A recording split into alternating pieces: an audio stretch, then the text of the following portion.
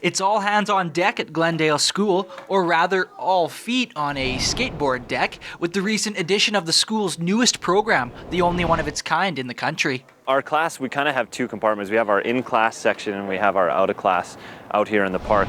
Now that the weather's nice, we're trying to spend as much time out at the skate park as we can.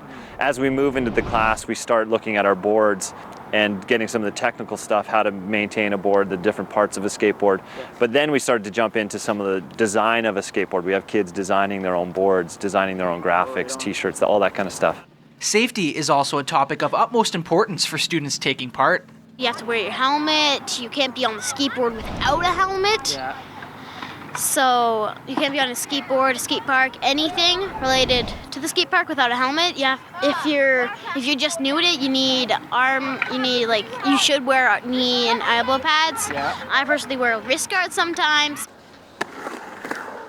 But Tate says there's often a misconception when it comes to the safety of skateboarding. There was a study done a couple years ago down in the States, and they show the relative amount of injuries are actually quite low when compared to sports like basketball, football, your more traditional school sports. So I mean, there is a little bit, there's definitely, I'm not going to say there's no risk, but when it's relative to some of the other sports offered.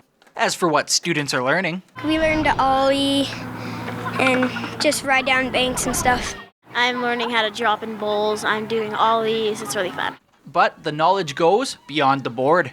Skateboarding requires a certain kind of self-directed learning that I think some of the traditional sports don't offer. These are students who may not be attracted by a textbook or a coach, maybe have trouble following directions. They can come out here and they have the freedom to see something done and then go about teaching themselves. It's all about asking the right questions, inquiring how to do something better, and then just giving it a shot.